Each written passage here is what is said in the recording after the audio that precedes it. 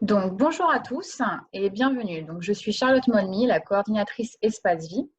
Aujourd'hui, nous allons vous parler de la prise en charge du patient suspect Covid en ville.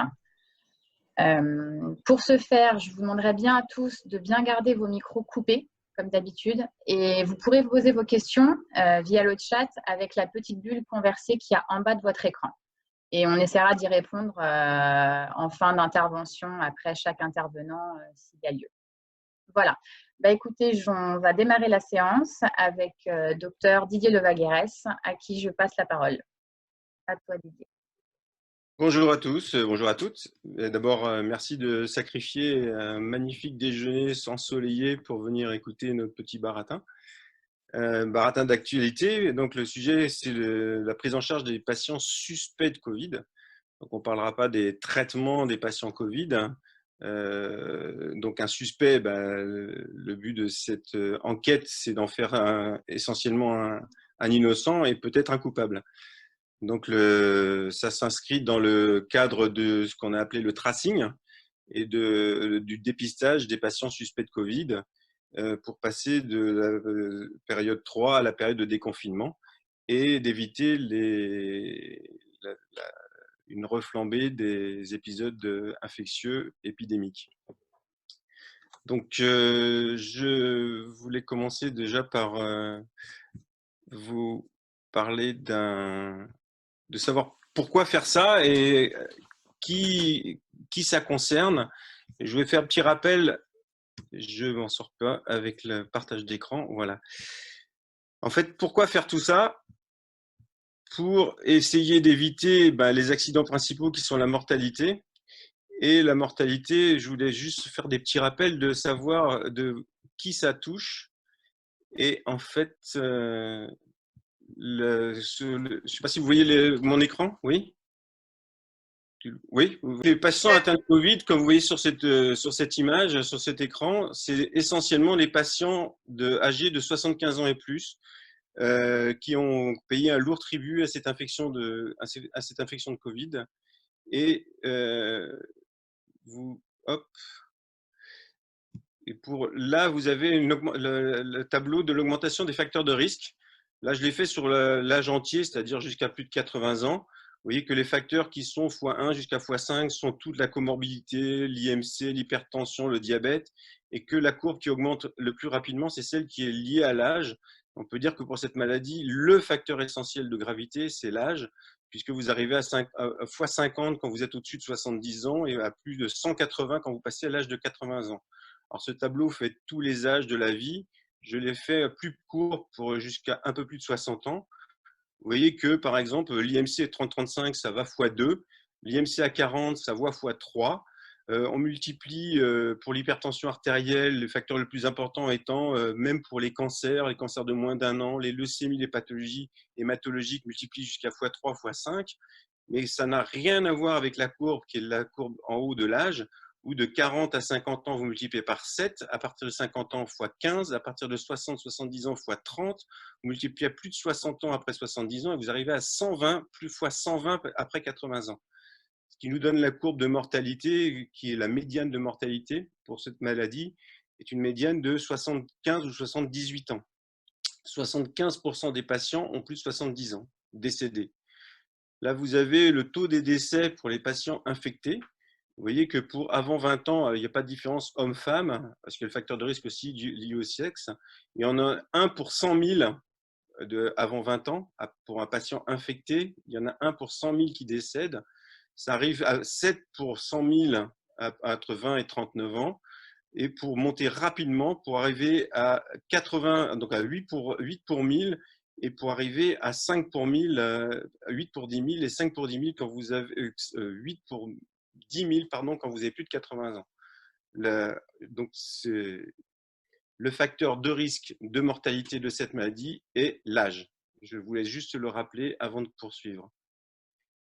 Pour ce qui est de ce qui nous attend et des tests, il y a je vais vous faire voir un lien que vous aurez, qu'on pourra vous envoyer, qui est le lien des infections pour la France entière, avec une magnifique carte. Je ne sais pas si vous la connaissez.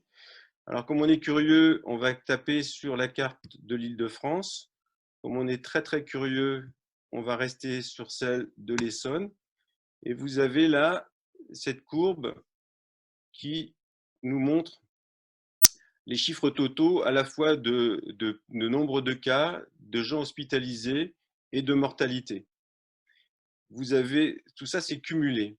Pour ce qui va nous intéresser, puisque là, on va surtout parler du dépistage et des tests, la courbe des tests depuis le début. Donc, vous voyez que les tests sont positifs dans 20% des cas sur la totalité de l'épidémie cumulée, et ça diminue de jour en jour. Vous avez là sur ce graphique en gris le nombre de tests qui ont été faits jour par jour à partir du 14 mars jusqu'au 13. On n'a pas les chiffres du 14, aujourd'hui on est le 18, 19. Vous avez les tests réalisés, donc là, ce qui diminue progressivement, qui réaugmente là depuis le 11, apparition du tracing de dépistage. Et vous avez surtout la courbe des tests positifs qui est en train de s'effondrer, qui remonte bien évidemment, puisque depuis le 11, on refait plus de tests. Les tests réalisés, si vous cliquez, si vous vous connectez vous avez par jour, donc par exemple, à titre d'exemple, pour le 14, dans l'Essonne, ont été pratiqués 172 tests négatifs et 15 tests positifs, etc., etc. Ce qui n'était pas le cas de cette période où vous aviez 170 tests positifs sur 270, c'est-à-dire on était presque à 40% de tests positifs. Les courbes sont complètement différentes. Vous avez en dessous la répartition par âge. Alors bien évidemment, les 75 ans et plus, il y a énormément de plus de tests parce qu'ils ont été faits de manière quasi systématique dans tous les EHPAD. Et la proportion de positifs sur ces tests-là est à peu près la même pour les tranches d'âge, sauf que bien évidemment, après, on n'est pas en comparaison des courbes précédentes qui parlaient de mortalité. Là, chez ces positifs-là, ceux qui se surinfectent et qui ont des pathologies, des comorbidités qui sont hospitalisées, ne sont pas du tout équivalentes, bien évidemment. Donc ça, c'était pour le... Je vais arrêter le partage d'écran. Hop. Donc là, depuis le 11 mai, vous avez vu mettre en place ce qu'on appelait le tracing de dépistage. Et je vais... Donc, il existe 3 axes qui nous ont été présentés par la Caisse.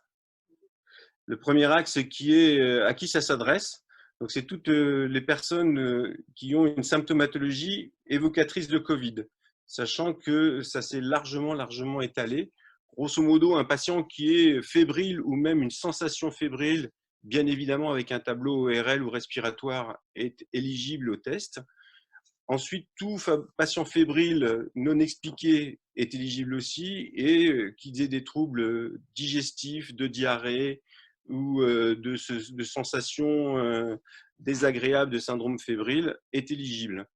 Et puis, donc une fois qu'il est le médecin prescrit, et on en parlera ensuite. Le deuxième part, c'est une fois qu'il est dépisté, il est répertorié sur le site de la Sécu et il est isolé. Et ensuite, il y a une enquête pour l'entourage, éventuellement les dépister également. Et la troisième part, c'est l'isolement et c'est l'ARS, la part ARS, pour le suivi des patients, l'isolement et la recherche de cas contacts, notamment dans les foyers, dans toutes les communautés, les pathologies communautaires, les EHPAD, les collèges, etc., etc. Jusqu'ici, tout va bien. Donc, que fait un patient qui est positif? Donc, il va je vous mets en fiche ce qui est sur le site de la Sécurité sociale, de la CPAM. J'ai des symptômes de Covid, j'appelle mon médecin, je m'isole, et donc les médecins peuvent soit pratiquer des téléconsultations, soit les faire venir avec les recommandations habituelles pour les isoler des autres patients en s'attendant dans la voiture, des rendez-vous spécifiques et dédiés, et lui prescrit, s'il le juge nécessaire, un test. Je ne sais pas si vous savez comment comment se déroulent les tests. Je vais faire passer un petit vidéo qui est une vidéo faite anglo-saxonne. Donc, je vais le faire en direct. Donc, le patient suspect de Covid va chez son médecin. Le médecin décide de lui prescrire un test. Il lui fait ça sur une ordonnance. Le patient va faire son test.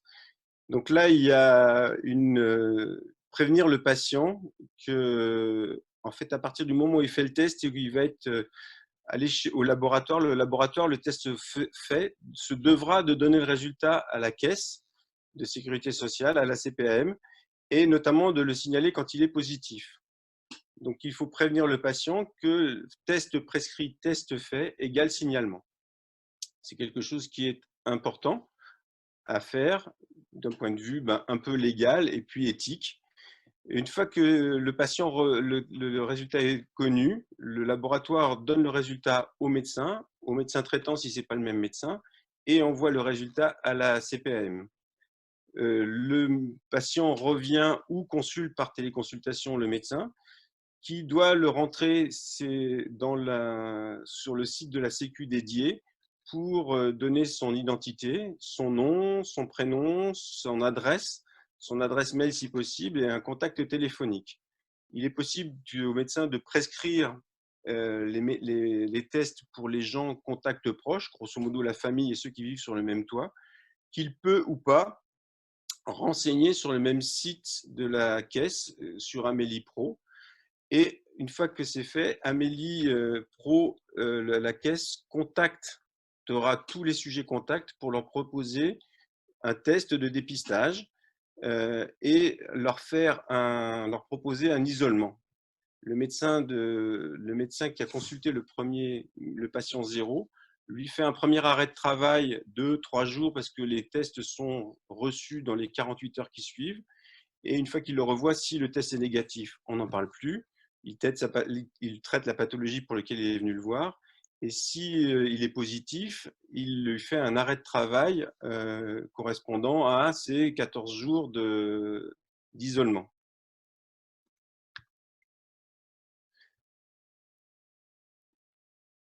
À partir de ce moment-là, la prise en charge, c'est la prise en charge du patient Covid+, qui n'est pas le sujet de la conférence d'aujourd'hui. Et il prescrit des masques, un traitement de paracétamol d'isolement et les masques. Et je vais peut-être laisser la parole à notre pharmacienne pour nous expliquer quelles sont les modalités de prise en charge des masques. Catherine? Oui, bonjour. Voilà. Alors, pour les masques, c'est ce que je racontais il y a quelques temps. Depuis dimanche, en fait, la seule consigne qu'on a maintenant, c'est de délivrer les masques une fois qu'ils sont marqués sur l'ordonnance. Donc, c'est le médecin qui estime s'il y a raison de donner des masques ou pas. Donc ça, c'est pour les patients qui ont des pathologies autres que le suspect Covid. Et donc, on va donner 10 masques par semaine. Et après, pour le suspect Covid, alors là, ça va être plus compliqué, enfin pas plus compliqué, mais il y aura plus de masques puisque ça sera 28 masques pour le mois. Mais dès l'instant que c'est marqué, on délivre. Et tout ça, ça sera jusqu'au 10 juillet, fin normalement de l'épisode sanitaire pour l'instant. Ok.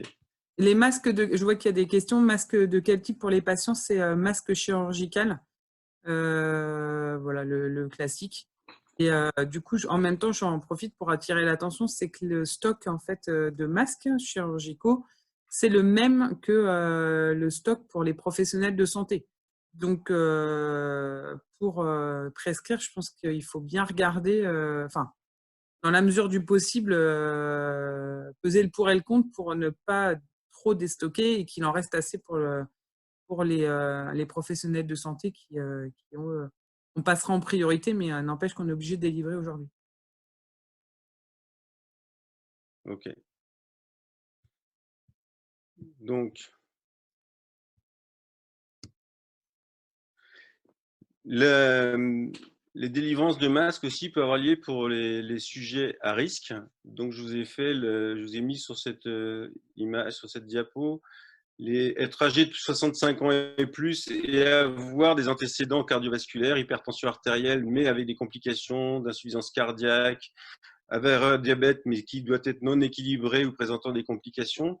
Donc là, on revient aussi à la délivrance des masques, pas à tout le monde qui a un diabète et qui prend un comprimé de 500 mg de metformine.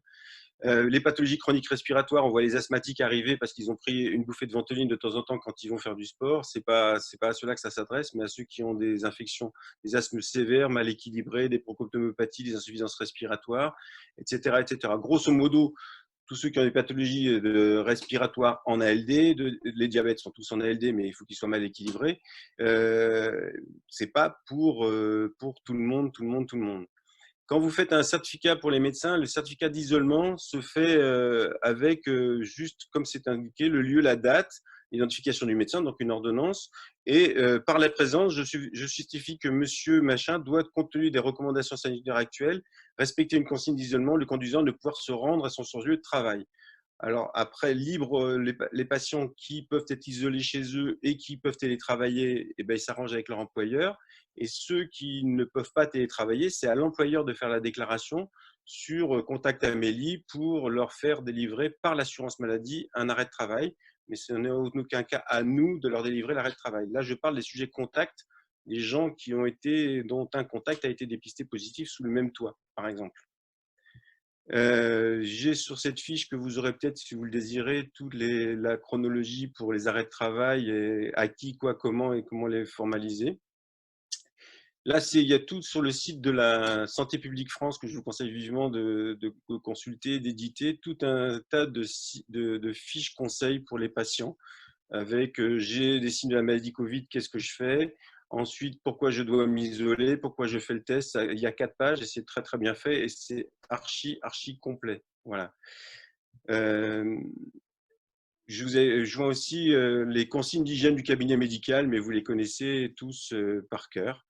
Je ne sais pas s'il y a des questions avant de continuer plus avant pour l'essentiel de ce qu'on a déjà dit.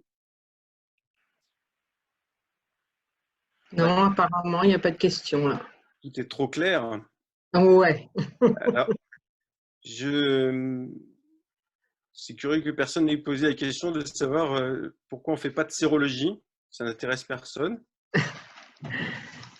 Je vous conseille, il y a un site que tout le monde connaît qui est le site du docteur Dupagne, qui est atoute.org, dont je vous donnerai les coordonnées aussi. Et donc les sérologies qui arrivent sont toutes des sérologies qui sont pour l'instant non prises en charge par la sécurité sociale. Le type ELISA est d'une grande fiabilité. Pour l'instant, il ne fait pas trop la différence entre les IgG et les IgM. Et voilà. Donc, grosso modo, à partir du moment de l'infection, les deux courbes d'IgG-IgM se superposent pendant les 2 premières semaines, se séparent ensuite, mais restent positifs pendant très très longtemps. Ça permet, là, ce qui va nous arriver aussi, c'est les grands-parents, parce qu'encore une fois, je reviens à la phase initiale, le facteur de risque essentiel de gravité de cette maladie, c'est l'âge, très, très, très, très loin devant les autres. On peut presque dire que c'est même le seul facteur de risque de cette maladie, l'âge. Donc, on va arriver dans cette période-là des grands-parents qui vont récupérer leurs petits-enfants et des petits-enfants et des enfants qui ne veulent pas confier leurs propres enfants aux grands-parents en ayant peur de les contaminer. Donc, les grands-parents viennent demander des sérologies qui, pour l'instant, ne sont pas prises en charge, qui peuvent être intéressantes dans ce cas parce que ça permet de rassurer tout le monde et de savoir qu'effectivement, ils l'ont rencontré et qu'ils peuvent garder leurs petits-enfants sans trop risquer d'être à nouveau contaminés, bien qu'on ne sache pas pour l'instant la durée de l'immunité. Mais ces demandes, donc les laboratoires les font. Il faut demander la forme ELISA, qui font quasiment tous, et le prix est environ de 35 €. Voilà. Le site de Dr Dupagne, que je vous conseille vivement de consulter. Donc, il parle beaucoup de tout. Et là, il a fait une consultation, il a déroulé une consultation type de quelqu'un qui vient lui demander une sérologie avec tous les arguments de savoir ce que c'est qu'une sérologie, à quoi ça sert et comment les dépister. Pour ce qui est après, peut-être 2 mots sur la prise en charge du Covid. Je vais le retrouver là. Nous avions établi avec Espace Vie et en pluripro avec les infirmières et les kinés un protocole de suivi. Donc, avec les critères pour savoir qui fallait déclencher pour un suivi rapproché, donc les facteurs de risque qu'on avait identifiés, les patients de plus de 60 ans, les insuffisants respiratoires, les insuffisances rénales chroniques dialysées, les insuffisants cardiaques, tous ceux dont on a parlé tout à l'heure. Les grossesses, c'était par précaution, les fièvres supérieures à 39, la gêne respiratoire. La diarrhée faisait partie aussi des critères de gravité, ainsi que l'état général et l'asthénie. Et puis, on s'était mis d'accord pour une surveillance sur 5 jours, faite par les infirmières à domicile, et avec 6 critères. Comment vous sentez-vous? Et tous les jours, mais là, je vais peut-être laisser la parole à Florence, qui est beaucoup plus au sujet de ça. À toi, Florence. Je croyais que tu étais bien partie pour continuer. Non, non, non. Donc, en fait, moi, je vais vous expliquer comment, en tant qu'infirmière libérale, on a pris en charge nos patients suspects Covid et Covid en même temps, parce que c'est vrai que le problème, c'est que au départ, on avait des patients, ils n'avaient pas de test, donc ils sont tous suspects. On a commencé d'abord par prendre un premier patient Covid en fin de tournée pour pas le mélanger avec les autres. Quand on a vu qu'on en avait eu de plus en plus, on a décidé de faire une 3e tournée pour éviter justement de les mélanger avec les autres patients. C'était les recommandations et puis c'est ce qui nous paraissait plus logique. Donc, et on avait décidé quand même de faire notre tournée, quelle que soit la tournée, avec un masque FFP2 parce que on trouvait que tout le monde était potentiellement Covid, ou au moins même s'ils n'en ont pas les symptômes. Donc, on préférait protéger nos patients et se protéger nous. Donc, on a fait avec le maximum de sécurité dès le départ. Apparemment, est-ce que c'est ça ou autre chose? Mais on n'en a pas contaminé un seul pour l'instant, on croise les doigts. Quand on arrivait chez les patients qui étaient vraiment suspects Covid sur la tournée Covid, on a fait dès le départ avec la Charlotte, les Charlottes qu'on s'est fabriquées aussi au fur et à mesure, les masques FFP2 qu'on a récupérés soit de la grippe aviaire, soit des dotations de pharmacie, soit des aides à droite à gauche, soit aussi d'espace vie puisqu'on avait la possibilité d'avoir du matériel. On mettait donc la Charlotte, le masque, la visière et la surblouse. Et on a commencé comme ça. Chez certains patients, petit à petit, on a arrêté de mettre la surblouse, mais juste parce qu'on a eu de la chance, il faisait beau, ils avaient des jardins. Donc, en fait, on a été directement chez eux, mais dans le jardin, ils nous attendaient dans le jardin. Donc, du coup, on était toujours à l'extérieur, ce qui était quand même plus facile en plus. Il a fallu quand même rappeler les règles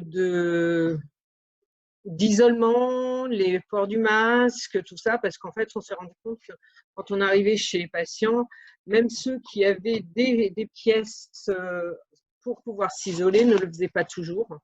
Donc, il a fallu absolument redemander, réexpliquer à chaque fois et pourquoi.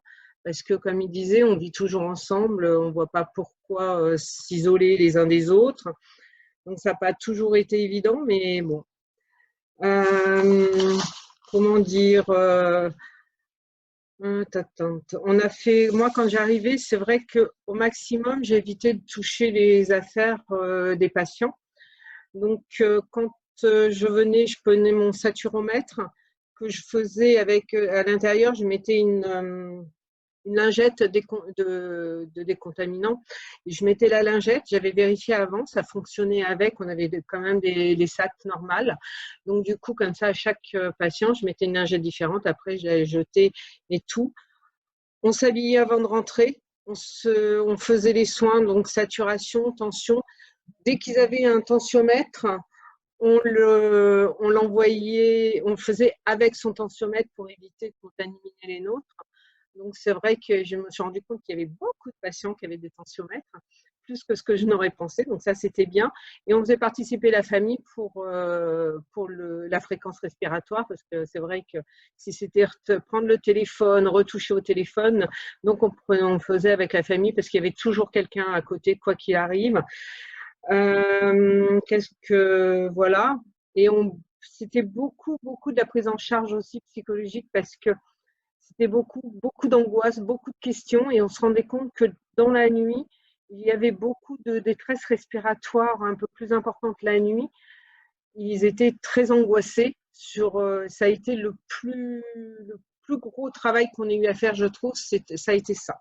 Sur les patients angoissés, ce que je comprends, hein, puisque se retrouver tout seul, et aussi leur fournir des masques, parce que à ce moment-là, les pauvres pharmaciens, ils avaient ordre de ne pas en donner, même pas aux contaminés. Donc, en fait, on prenait sur notre dotation, on leur donnait, parce que des fois, on se retrouvait avec des patients qui avaient des masques.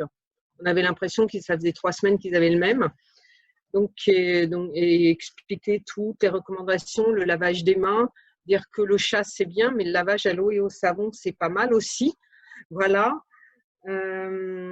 Et puis aussi d'aller chez les patients qui n'osaient pas nous dire qu'ils étaient suspects de Covid, parce que pour eux, c'était honteux. Donc, on s'en rendait compte au bout d'un moment quand on les voyait tousser ou qu'il y avait d'autres symptômes. Donc, voilà. Qu'est-ce que...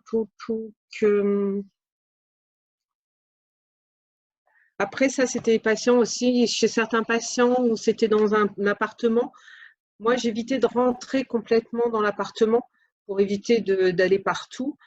Du coup, les premiers, c'est les patients turcs qui m'ont montré le système. C'est eux, ils mettaient la chaise pour la personne qu'on venait voir et la mettaient dans l'entrée.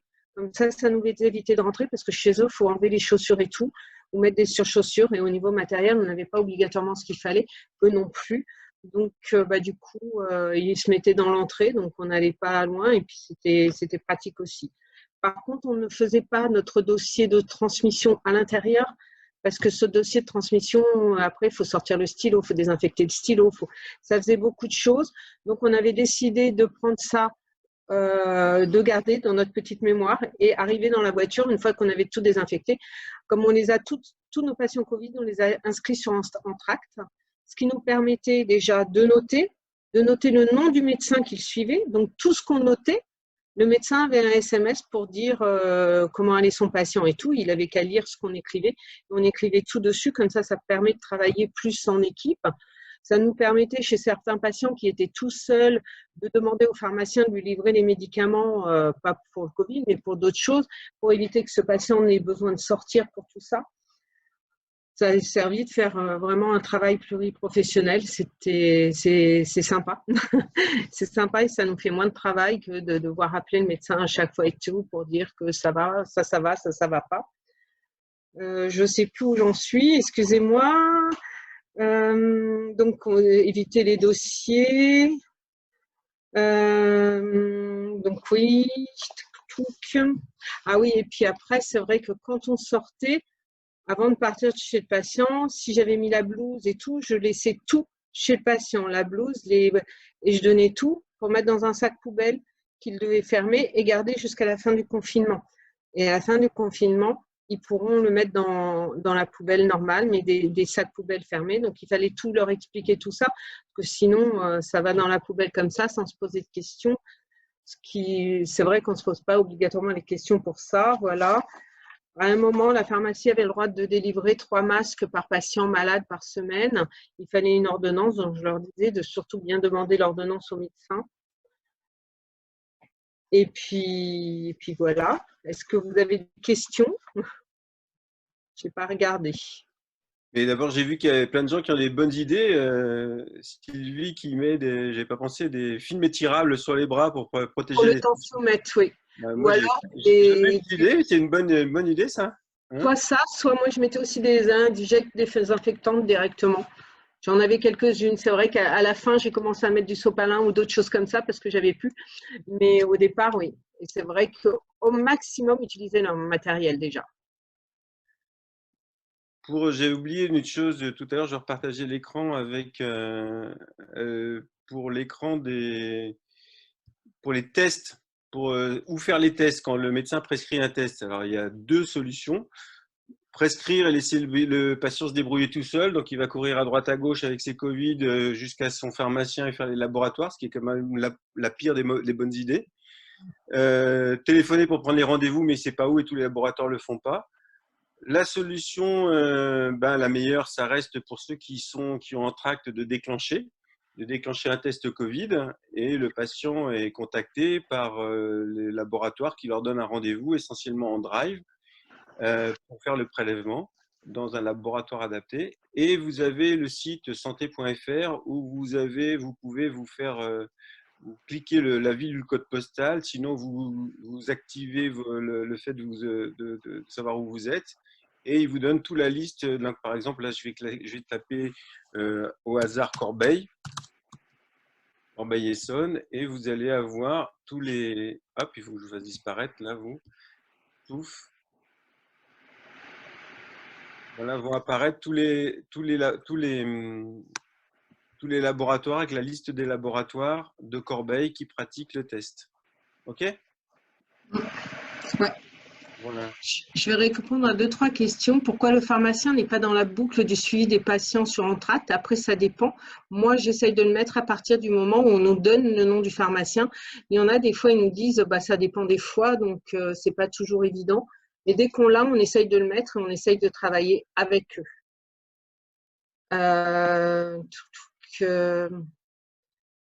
En fait, on mettait beaucoup les blouses chez les patients chez qui on faisait autre chose que la prise de SAT, tout ça. Quand on avait des pansements, parce qu'on a eu des patients Covid qui avaient suspect Covid, mais qui avaient des pansements. Donc là, c'est clair que c'est la blouse, c'est tout ça. Et j'avais une autre question. Que faire pour donner des masques? En fait, au départ, nous, il n'y avait même pas la possibilité, les pharmaciens, vous n'aviez même pas la possibilité de donner des masques aux patients qui étaient Covid, même si, donc, du coup, on donnait de notre dotation, on a fait comme ça. Maintenant, il y a aussi, quand ils ne peuvent pas avoir de masque par la pharmacie, puisqu'ils n'ont pas eu le test positif, malgré qu'on pense qu'ils sont quand même positifs, c'est vrai qu'il y a toujours les masques jetables et lavables, pardon. Et je trouve que c'est toujours mieux que rien et on fait avec ce qu'on a au fur et à mesure. Après, y a-t-il d'autres questions?